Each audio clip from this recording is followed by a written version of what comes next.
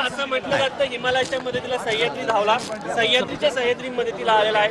दोन्ही मराठा तरुण महाराष्ट्रीयन आहात तुम्ही आणि एकाने दिल्ली जागवली, एकाने राज्य मराठवाड्यात एक मोठी क्रांती सुरू केलेली आहे, तुम्ही मराठ्यांची केलेली आहे, तर हे देशामध्ये एक वेगळी क्रांती घडवून आणली. हे बघा, आपण यांच्यात विद्यार्थी म्हणून बघूयात, याच्यात ना आपण मराठा म्हणून बघूयात ना ओबीसी म्हणून बघूयात. गोरगरिबांचे लेकरं देशभरातले आहेत आणि त्या गोरगरिबांच्या लेकरांवरती अन्याय जर दिल्लीमध्ये होतोय, दिल्ली ही आमच्या देशाची राजधानी. आम्हाला जर देशात कुठं न्याय नाही मिळाला तर आपण राजधानीत येतो न्याय मागण्यासाठी. इथं गोरगरिबांचे लेकरं विद्यार्थी न्याय मागायसाठी आलेत आणि सोनमजी या ठिकाणी आंदोलनाला बसले आणि त्यांच्यासोबत अभिजित भैयासुद्धा बसलेत. आपण त्यांना साथ दिली पाहिजे, कारण क्रूरपणानं जर सरकारनं त्यांच्यावरती हल्ला केला आहे तर आपण मदतीला का जायचं नाही. आम्ही ताकदी नाहीत. काय असतं बरं का, आपणच निवडून दिलेल्या लोकांना जर माज आला, निवडून दिलेल्या लोकांना जर त्याची जाणीव राहिली नाही तर त्याला जाणीव करून द्यायला लागती. तू आमच्या जीवावरती येत, तुला आम्ही पाडू शकतो, गावागावात हिंदूसुद्धा देऊ शकणार नाहीत. इथून पुढच्या काळात जर हल्ला झाला तर राज्याचं देशभरात भाजपाच्या मंत्र्यालाच फिरता येणार नाहीये. इतकी भयानक परिस्थिती होऊ शकते. हिंदी में आप किस सांगा की काय चर्चा झाली तुमच्या दोघांमध्ये, चर्चा काय झाली? मी आंदोलनाच्या संदर्भात सगळं जाणून घेतलं. सोनमजींची काळजी घ्या म्हणूनही सांगितलं. विद्यार्थ्यांनी शांत राहावं, याच ठिकाणावर शांत बसावं. आपण संसदेकडे जाऊ नये, कारण आंदोलन मोडण्याचा प्रयत्न करत असते. आज ह्या लेकरांची, या पोरांची, इथं पोरं बसले त्यांची तळमळ आहे आणि आपल्या एखाद्या निर्णयामुळं त्यांची तळमळ मोडू नये. शांततेत जर राहिलो तर न्याय मिळतो. आम्ही शांततेचं आंदोलन महाराष्ट्रात केलं, आम्हाला माहीत होतं शांततेच्या आंदोलनात किती ताकद आहे. हिंदी में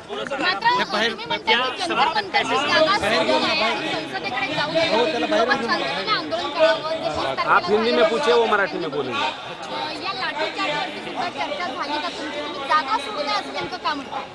हे बघा, शांततेत आंदोलन करायला लोकशाही मार्गानं कोणीही रोखू शकणार नाहीये. इथून जर जागा सोडली तर हे सरकार हल्ला करतंय आणि पुन्हा मोडून काढतंय. जंतर मंतरची जागा ही आंदोलनासाठी. या ठिकाणी आपल्याला शांततेत आंदोलन करायला कोणीही रोखू शकत नाही. जर शांततेत आंदोलन करायचा रोखायचा प्रयत्न केला तर यांना आपल्या गावात येता येणार नाही, यांना आपल्या जिल्ह्यात तालुक्यात येता येणार नाही. यामुळं त्यांना सांगितलं की शांततेत इथंच बसून करा.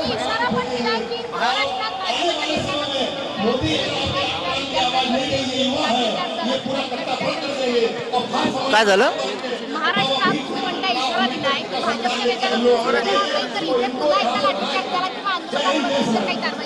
हे बघा, एवढी ताकद नाही त्यांच्यात. एकदा त्यांनी हल्ला केला, आता देश उभा राहिला या आंदोलनाच्या पाठीशी. फक्त कोणाकडून राजकारण होऊ नये, आमच्याकडून पण नाही आणि आंदोलकांकडून पण नाही. राजकारण नाही झालं, आपण विद्यार्थी म्हणून लढाई जर उभा केली तर लोक पक्ष सोडून देतील आणि या विद्यार्थ्याच्या पाठीशी उभा राहतील. चलो, धन्यवाद.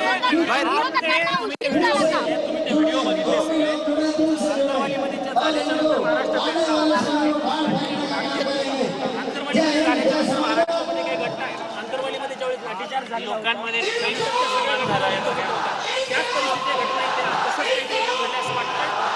काय झालंय, सरकारला निवडून दिलं आपण गोरगरिबांनी आणि त्याच गोरगरिबांच्या लेकराचे मुडदे पाडायचं काम सरकार करायला लागले. त्यावेळेस जनतेनं सावध व्हायचं असतं. भाजप म्हणून चालत नाही, महायुती म्हणून चालत नाही. तुम्ही मतदान बीजेपीला करणार, महायुतीला करणार, परंतु तुमच्याच लेकरा बाळाचं वाटोळ होतोय. भाजप मधल्या लोकांनी सुद्धा समजून घेतलं पाहिजे. पक्ष जास्त मोठा मानायचा का स्वतःच लेकरं मोठे मानायचे, हे भाजपच्या सुद्धा मतदान केलेल्या लोकांनी ओळखलं पाहिजे. सत्तेच्या वेळेस, राजकारणाच्या वेळेस तुम्ही अवश्य त्यांच्या बाजूने राहा, पण ज्या दिवशी तुमच्या लेकरावरती हे सरकार हल्ला करतंय त्यावेळेस पक्ष बघू नका, तर लेकरं बघा. हे खूप महत्वाचं आहे देशासाठी. नाही, आता काय त्यांचं निवेदन आहे. आमच्या आंदोलनाची पद्धत वेगळी, त्यांची वेगळी. ते सांगतील त्या पद्धतीनं आंदोलन करावं लागत असतं. ते ज्या ज्या वेळेस हाक देतील त्या त्यावेळेस आम्ही येऊ, असा त्यांना आम्ही शब्द दिला. पण एक प्रश्न असा आहे की हे आंदोलन अधिक सर्व समावेशक झालं पाहिजे असं वाटतं का? म्हणजे छत्रपती शिवाजी महाराजांचा फोटो पण व्यासपीठावर, मंचावर असला पाहिजे, बाबा, म्हणजे सर्व समावेशकतेकडे तर गेलं पाहिजे आंदोलन. मी या आंदोलनाकडे विद्यार्थी म्हणून आलो. ज्याची त्याची भूमिका असते. आपण कोणाला भूमिका सांगू नये हे करा. मी स्वाभिमानी आहे, कट्टर आहे. मी माझ्या पद्धतीनं लढत राहणार आहे. पण मी आज इथे विद्यार्थी म्हणून आलोय. फोटो लावणं न लावणं हा ज्याचा मी त्याच्यावरती राईट सुद्धा देऊ शकत नाही. ठिकाणी आंदोलन झाले. भविष्यामध्ये जर असं आंदोलन झालं पुन्हा तर तुम्ही त्या आंदोलनामध्ये सहभागी होणार का? त्यांनी जर हाक मारली शांततेच्या आंदोलनात तर मी येणार. दिल्ली आने वाले हैं, दिल्ली में आंदोलन करेंगे, धमकी दे दी है सरकार को आपने. आणि सरकारने फार मोडूनच काढलेत लोक. त्याचं काय मी आता नुसती धमकीच दिली. फक्त तुम्हाला महाराष्ट्रात आणि देशात फिरून द्या धमकीच दिली. पण दिली कधी? तुम्ही हाणल्यावर. आता तुम्हाला जर एखाद्याने चापट लावली तुम्ही गप असता बुम फेकून हाणता ना टकोर आहेत त्याच्या. आमचे लेकरं गोरगरिबाच्या खेड्यातून आलेत आणि तुम्ही इथं दिल्ली आमची राजधानी आहे. दिल्ली म्हणजे प्राण आहे या देशाचा. इथं तुम्ही आमच्या लोकांना जीव घालायचं सोडून दांड्याने मारायला लागला. तुम्हाला कशी सुट्टी देणार राव? निवडून देणारे आमचे मायबाप आहेत तिकडं देशात. आणि ज्या मायबापांनी निवडून दिलं त्यांच्याच पोरांना आणि पोरींना तुम्ही तर मारायला लागलात. शांत बसणार कसे? क्षत्रिय मराठी आहेत आम्ही, शांत नाही बसू शकत. सॉरी, हिंदी शिकलो का पहिली बाईट तुम्हाला? विपक्ष एक मंच पर है, आप भी यहाँ पर आ चुके हैं. दीप्ति ने कहा आप भी प्रदर्शन ऐसा कुछ है?